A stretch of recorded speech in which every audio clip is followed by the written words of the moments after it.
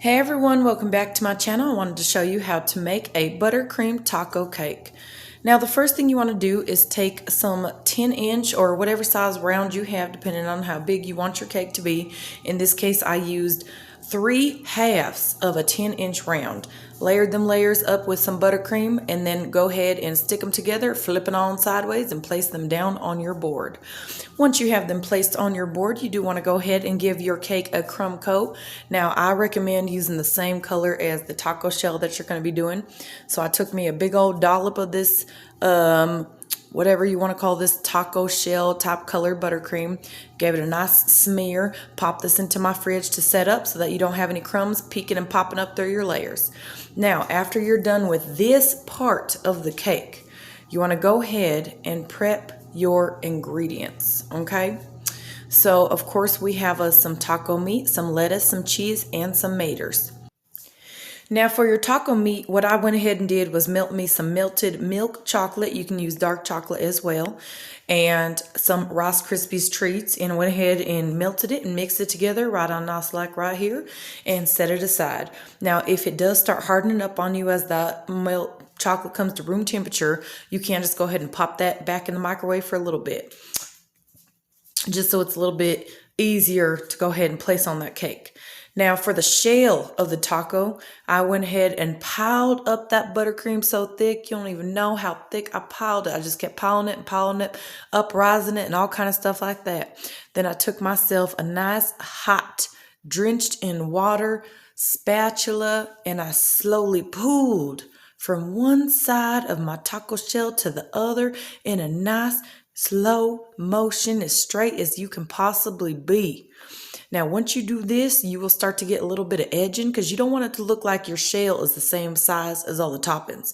You want your shell to pop up over them toppings because when you bite that taco, you got to have the meat and all that stuff inside of the shell. Now, after I was happy with the size of the shell, the side and everything, I took my offset spatula, I pulled everything into the middle. Now, right here, we're going to go ahead and show you how to make them tomatoes. So I went ahead and took me some red buttercream, y'all. I put it inside 2 pieces of parchment paper, slapped that down, smoothed it on off. Then I took me an fondant smoother, smoothed it out, pop it in the freezer. Same thing with your cheddar cheese. Dye it the color you think cheddar cheese would be, whatever kind of cheese you want to use. Take it, clump it all up on a piece of parchment paper, pop that in the freezer. Now it's time for us to go ahead and add our taco meat. So I would do a thin layer of buttercream all over the interior portion of your taco shell, and then go ahead and make sure your Rice Krispie treats with the milk chocolate is nice and warm. Spread it on top. Make it look nice, like you just picked up that taco shell. You got so much meat in there, you don't even know what to do with it because it's going to be so good and you're going to be so full. Then for the lettuce, I did the same thing as the cheese. I just took some green, mixed it with a little bit of yellow, got it to the lettucey color, put it on a thing, parchment paper, popped it in the freezer, and then after I was done, I grated it. It doesn't get any easier than that. You just take it frozen out the freezer, grate. If it starts to become too room temp and it starts melting in your hands, pop it back in that freezer, regrate it again. Do this until you are fully done grating your cheese and your lettuce. Now, a suggestion I have for y'all is to take these plates with this lettuce and this cheddar and all that stuff, pop that back in the freezer till it's time for you to use it, because if your house is warm like mine was, it's going to start melting on that plate and you don't want that, because then it won't look like grated cheese or shredded lettuce. It will look like a melted slob. Okay, nobody wants that. So after I was ready to place all of my toppings, I took me a spritzer and sprayed a little bit of water on top of the the outside portion of my cake. And I went ahead and started placing some lettuce.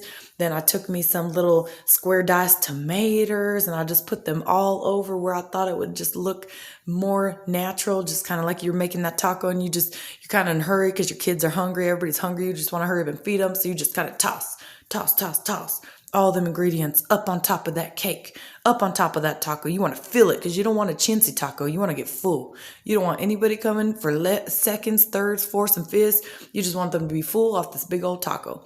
Now you want to add that cheese all on over that taco. And what is a taco without the final topping? Anybody know what this final topping is? Sour cream. That's what it is. You just want to do it a little dollop, put it on top, smear it on out, clean up your edges. Now, right now, it's kind of looking a little bit uncooked, and we got to fix that. So what I would suggest is getting some Hershey's cocoa powder and a real soft brush. Make sure your cake is cold right now because otherwise you're going to be putting all kinds of dents and dabbles inside your buttercream. Then you want to go ahead and dab, dab, dab all over the corners, the edges, a little bit of spots in between, as if you had took those taco shells, you got them for 99 cents on clearance at the store, and you just pop them in your oven, pull them out. They look nice and crispy. Now, you cannot hand out a real good cake without covering your cake board.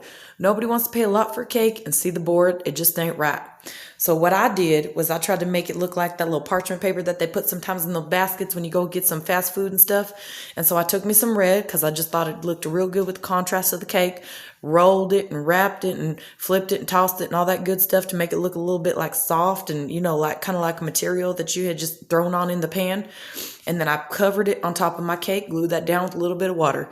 And for the final finale, y'all, I took me some extra lettuce, some tomatoes, some cheese, and some ground beef, and I threw it. Just like you went to pick up a taco and it's so full of all that stuff that it just dropped out on the pan. Anyway, hope you guys like my video. If you do, please like, subscribe, comment below if you'd like to see another tutorial of mine. Thanks so much for watching.